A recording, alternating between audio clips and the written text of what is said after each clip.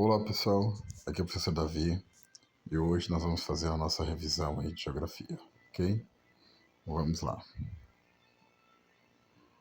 Bom, pegue essa caneta e faça as anotações no seu caderno de geografia, ok? É uma dica que eu dou para vocês. Bom, o gráfico a seguir apresenta a taxa de fecundidade, ou seja, o número de filhos por mulher no Brasil. A partir da análise desse gráfico aí, nós podemos concluir que a diminuição da fecundidade pode impactar no número da população jovem nas próximas décadas. Como vocês podem ver aí, o número de filhos por mulher entre 1960 e 2023 vem caindo de uma forma muito rápida. E isso é preocupante, né, no sentido que as pessoas vão envelhecendo, claro, né, vão acabando morrendo, e aí pode ter uma escassez de pessoas. Já pensou? Então, por isso que é muito preocupante isso, tá ok? Então, esse gráfico está mostrando exatamente isso. E como a gente viu, né, os motivos para isso são diversos, né? A falta de vontade mesmo das mulheres quererem ter filhos, a falta de tempo, né, de criar, de ter as crianças, e também a vida na cidade, né, que é meio difícil, tá bom? Então, é isso aí, tá? Então, aqui a gente está vendo, né, que a diminuição da fecundidade pode impactar o número da população jovem nas próximas décadas. Bom, a observação do formato de uma pirâmide etária revela a característica específica de uma população. Aqui, ó, como ela está bem acentuada, né, tem essa cara de pirâmide mesmo aí, né, mostra que a elevada taxa de natalidade e uma baixa expectativa de vida. Vocês estão vendo aqui, né? Aqui embaixo nós estamos vendo aí que a natalidade é bem alta, né? Em compensação, a expectativa de vida ali, ó, já começa dos 50 aos 65 anos, começa a declinar, ok? Então, quanto menor aqui, ó, vocês podem ver, quanto mais subindo mais aqui a pirâmide, vocês estão vendo aqui a expectativa de vida vai diminuindo, ok? Geralmente, países subdesenvolvidos, muito violentos, têm essa característica, ok? Tem uma pirâmide etária dessa forma. Vamos para um quiz. O final do século XIX e o início do século XX representaram o período mais intenso de imigração para o Brasil, que resultou o aumento da miscigenação e a diversidade cultural do povo brasileiro. Nesse período, o processo de imigração teve como principal motivo de atração a. O crescimento de vagas no comércio, b. A oferta de trabalho na agricultura, c. A oferta de trabalho na área da cultura, ou d. A doação de terras visando a ocupação da Amazônia. Qual que vocês acham aí? Que é A, B, C ou D? Qual que você acha aí que o Midori ia responder? Vamos ver se você acertou? Bom, se você colocou a letra B, você acertou, tá? Porque no final do século XIX, né, nós vamos lembrar aí que aqui em São Paulo, por exemplo, houve uma grande expansão, principalmente da atividade cafeeira, né? As plantações de café davam muito dinheiro para as pessoas e precisava de mão de obra, tá? Precisava de mão de obra para trazer as pessoas. Vamos lembrar que a escravidão, ela foi, né? Ela acabou, abre aspas, no Brasil em 1888, né? Quando a princesa Isabel assinou o papel lá, a Lei Áurea, e libertou os escravos, e os fazendeiros precisavam de pessoas para trabalhar na fazenda. E aí o Brasil começou a trazer essas pessoas, né, principalmente vindo de Itália, da Ásia, tá bom? Muitas pessoas mesmo vieram para trabalhar principalmente nas lavouras de café do interior de São Paulo, ok? Então, não tem nada a ver com o crescimento do comércio, nem trabalho na cultura, esquece, e nem ocupação da Amazônia. Como a gente sabe hoje em dia, a Amazônia, inclusive, o governo, né, não quer que ocupe mais a Amazônia, a não ser daqueles que já estão lá, ok? Para proteger a floresta e tudo mais. Então aqui a resposta certa era a oferta de trabalho na agricultura. É claro, também tem uma outra questão envolvendo raça, né? Questão racial mesmo, uma coisa horrorosa, tá? Mas isso é um assunto para uma outra aula, ok? Bom, entre os meses de agosto e outubro, no ano de 2022, o Instituto Brasileiro de Geografia e Estatística, o IBGE, realizou a coleta de dados do censo demográfico com o objetivo de produzir informações atualizadas e precisas. Uma das contribuições do censo é acompanhar o crescimento, a distribuição e a evolução das características da população. Tá? Para que serve isso? Isso serve basicamente para o governo saber quantas pessoas existem, né, e quantas pessoas precisam de determinados cuidados. Por exemplo, né, a gente consegue saber quantas pessoas estão na linha da pobreza, por exemplo, quantas pessoas estão dependendo de hospitais, né, de escolas, quantas crianças tem, né, na faixa escolar. Então, sabendo disso, né, o governo consegue criar estratégias para fazer com que a máquina pública, né, os nossos impostos, sejam gastos aonde mais precisa, ok? Então, por isso que o censo é muito importante e é muito importante que as pessoas, né, quando chegar essa época do censo, o censo geralmente é feito de 10 em 10 anos, né? Era para ter sido feito em 2020, mas como a gente sabe, tivemos a pandemia aí que acabou atrasando aí 2 anos desse censo. E é claro, esses dados eles servem para coisas básicas, por exemplo, saber quantos ônibus eu vou colocar numa linha de ônibus, por exemplo, viu? Parece uma coisa simples, mas é bem útil, tá? E também a questão de escola, né? Quantas salas de aula eu vou precisar para a quantidade X de pessoas de uma determinada região. E por aí vai, tá? Então o censo serve para isso, tá? Acompanhar o crescimento, né? E a distribuição e evolução das características da população, tá bom? Aqui eu só coloquei uma imagenzinha aí do recenseador, né? Que ele se vestia desse jeito, só para vocês saberem, né? Como o negócio é importante, ok?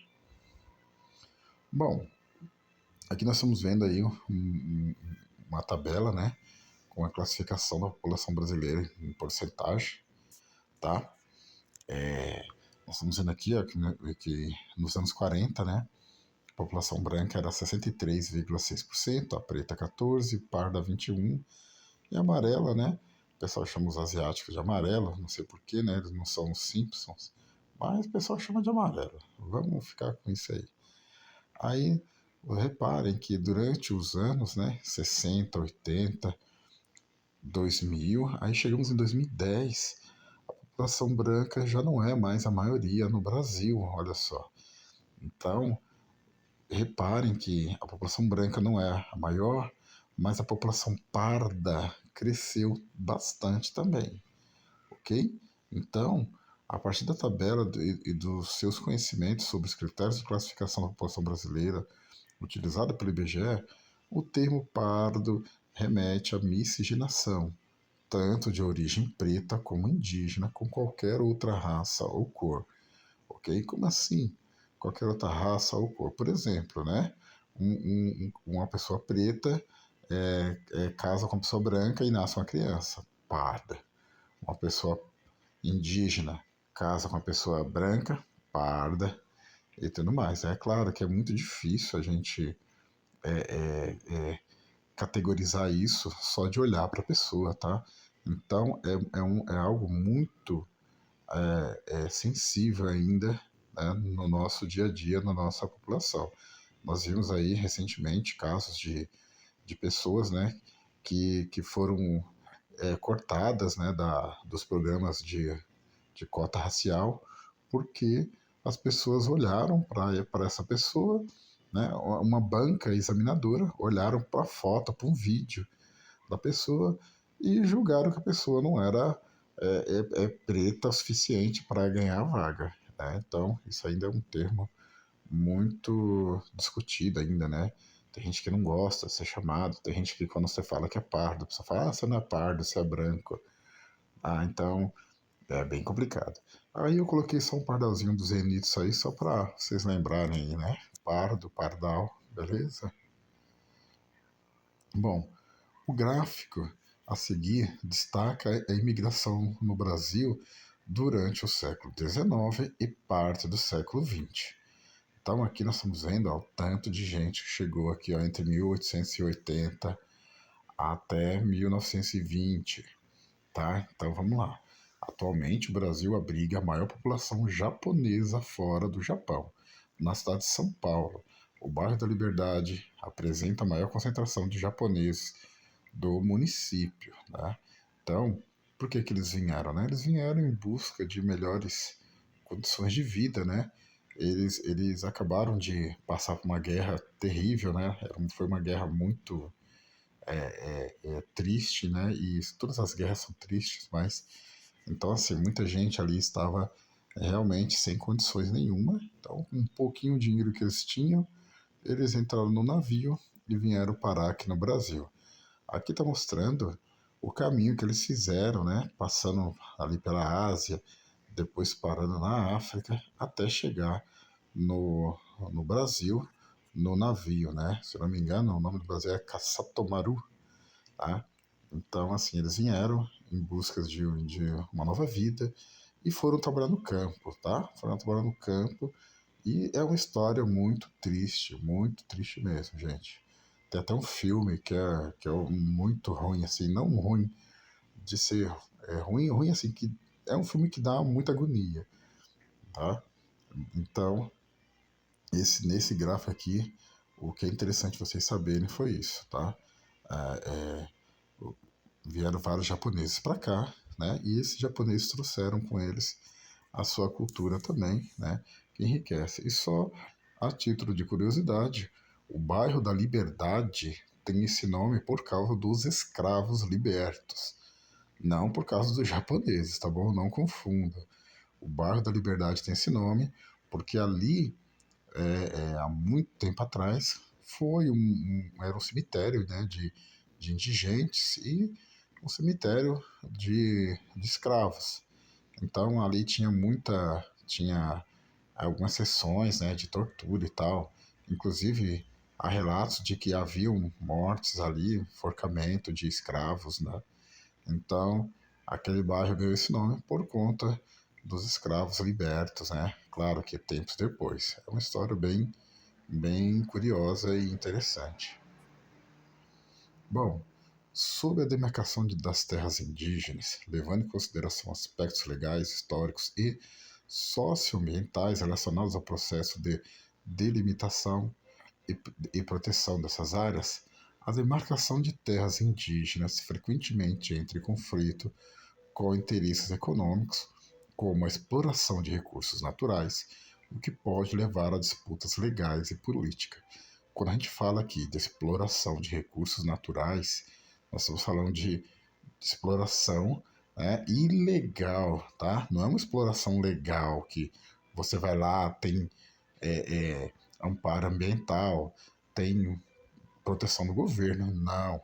Está falando de grileiro de terra, de garimpeiro ilegal, okay, que usa das técnicas mais invasivas, né, que destrói o meio ambiente. Né? Então, por isso que é muito ruim e você acaba tomando conta, né, destruindo a natureza, sendo que algumas tribos ainda vivem daquela forma, né, bem rudimentar de morar em ocas e usar a natureza como sustento. Então, se você tira a natureza do indígena, você está matando o indígena, ok? Então é isso. Bom, vamos para mais um quiz, tá? O Brasil é um país de grande diversidade étnico-cultural. Todos os povos que formaram a população brasileira também contribuíram para formar a nossa cultura de grande riqueza musical, culinária, artística, arquitetônica, entre outros. Observe alguns elementos presentes na nossa cultura atualmente e assinale a alternativa que indica corretamente as principais origens de cada grupo. 1. Quindim, caldo verde, festa junina, arquitetura colonial, catolicismo e idioma. 2. Farinha de mandioca, cupuaçu, óleo de copaíba, rede de dormir, banho diário, saci pererê. 3. Acarajé, quiabo, candomblé, capoeira, atabaque e jongo. Bom, essas coisas elas pertencem, né?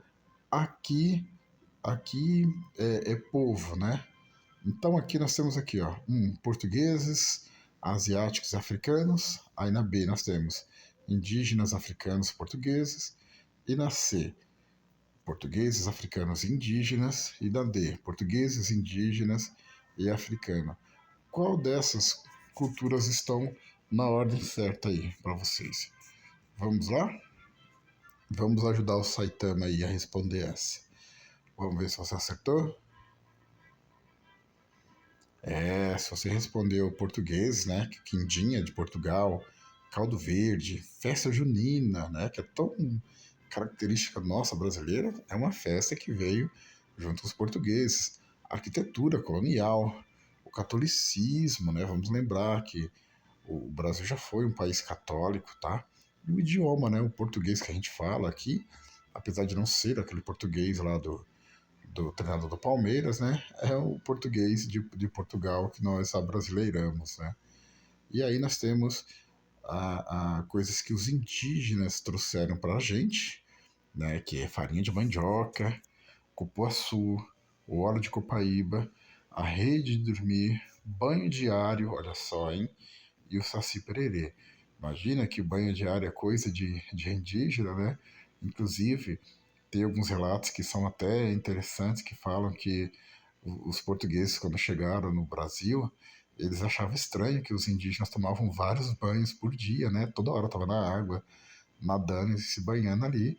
Eles achavam até que eles tinham algum problema de pele e tal, mas não tinha nada a ver, é da cultura mesmo, tomar banho, né? Claro que os portugueses vêm de um lugar que você toma um banho, né, de vez em quando, porque é um lugar frio, né, na maioria do tempo, imagina, né, você tomar banho diário num calor, assim, num calor não, num frio de vários graus negativos, né. E por último, né, nós temos o acarajé, né, que é uma comida bacana, o quiabo, o candomblé, que é uma espécie de religião, a capoeira, né, que é uma arte marcial, o atabaque e o jongo, né, são instrumentos musicais que nós herdamos aí dos africanos. Inclusive, algumas palavras também que nós usamos hoje em dia são palavras africanas, beleza? Vamos lá.